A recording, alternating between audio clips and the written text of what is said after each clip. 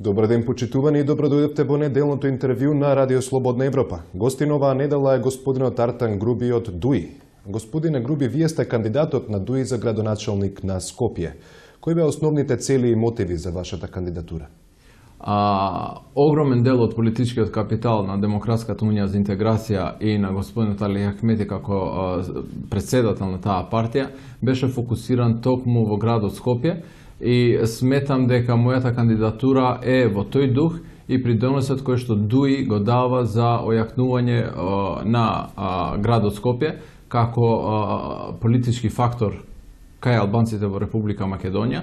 И затоа сметам дека ако анализирате во детали, сите наши кандидати се од првата борбена линија на ДУИ веќе префрлени на овие локални избори. Зборуваме за тројца потпредседатели на партијата и сметам дека ова докажува за значајноста што ДУИ и председателот Али Ахмети и го дава на градот Скопје и затоа очекуваме огромна поддршка на овие избори.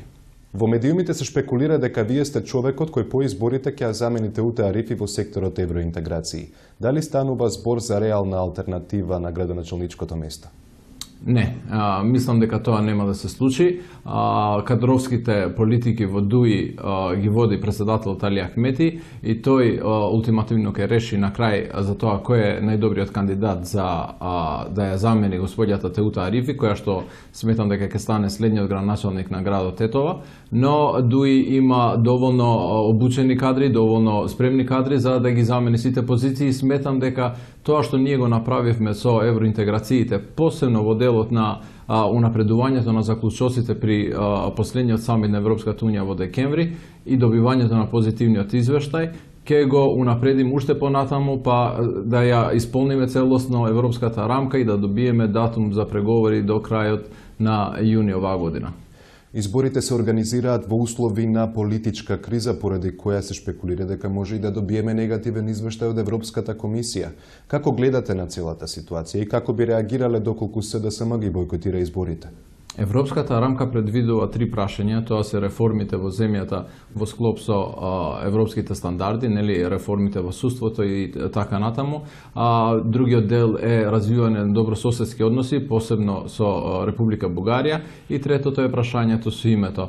Значи, сите овие 3 прашања не се однесуваат на актуелната политичка ситуација во земјава, но се согласувам со вас дека тоа е загрижувачки. И сметам дека опозицијската СДСМ треба да го заврши бојкотот и час поскоро да се врати во собранието и да учествува на локалните избори, затоа што така само ќе придонесе на стабилноста на земјава во клучни мигови за иднината на оваа држава. Нас не чека извештај од господинот Санино во април, при крајот на април оваа година и одлука од Европската комисија во јуни за тоа дали ќе започнеме преговори или не. Значи Македонија пред битна одлука и затоа сметам дека СДСМ треба се однесува државнички и да ја прифати својата одговорност да стане дел од целиот овој процес. По официјализирањето на вашата кандидатура, во медиумите повторно се актуализираше вашето учество на инцидентот во Кале. Како сметате дека тоа ќе влијае на вашата предизборна кампања и на кандидатурата воопшто? Јас сметам дека настаните на Калето, иако изразив жалење пото за тоа што се деси, но сметам дека тој настан е пресвртница во историјата на градот Скопје.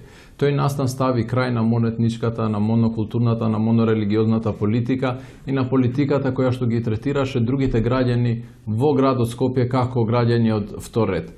Од тој настан па нааму се престана веќе со моноетнички проекти, како што беше да речеме на почетокот проектот Скопје 2014 и се воспостави принцип на консензус и на компромисни решенја за се што се однесува на градот Скопје. Градот Скопје неминовно мултиетнички град, мултикултурен град и мултирелигиозен град. И тоа мора да се почитува и од градоначалникот и од сите граѓани на градот Скопје. Затоа сметам дека Калето, иако можеби немил настан, но ќе остане во историјата како пресвртница во градот Скопје на политиките на тоа како ќе се гради иднината. Кои сметате дека се слабостите на вашите против кандидати? И покрај тоа што сте во коалиција на владино ниво, сепак на локално ниво вие ќе бидете против кандидат на Коце Трајановски. Да, сепак сметам дека на Скопје му е потребна младоста. Скопје е вечно млад град и на Скопје има потреба од нов дух и посебно да докаже дека Скопје е исто тоа Скопје што сме го наследиле од нашите татковци, од нашите дедовци. И затоа не треба се дозволат експерименти со игри или па политички злоупотреби на верски и национални чувства, посебно во главниот град на градот Скопје. И затоа сметам дека ќе се даде подршка и ја навистина очекувам дека и огромно мнозинство од македонските граѓани исто така ќе гласат. А дали постои ризик од разгорување на меѓуетничките односи пред изборите, како може да се спречи ваква евентуална злоупотреба? Секогаш кога Демократската унија за интеграција организирала изборни процеси, тие изборни процеси се пофалени од ОПСЕ и ОДИХР. Се сеќавате и во 2011 ние имавме избори по скандинавски терк и тоа беше пофалено во извештајот на меѓународната заедница. Кога ние не сме на власт, како што беше пример во 2008 година, се случува касапани, имавме жртва, имавме 9 ранети граѓани, кое што остави многу лоша слика, посебно за албанците во Република Македонија, но и за целата држава. Јас сметам дека изборите ќе бидат фер, демократски и ќе се одвијат во најдобар можен ред. Сепак страстите се разгоруваат во струга. Се коментира дека секогаш пред избори се разгоруваат тепачките помеѓу средношколците, а најавени се и протести околу поставувањето на македонското знаме. Како гледате на ваквата ситуација? Струга е карактеристично место исто како што и Скопје и сметам дека со диалог треба да се надминат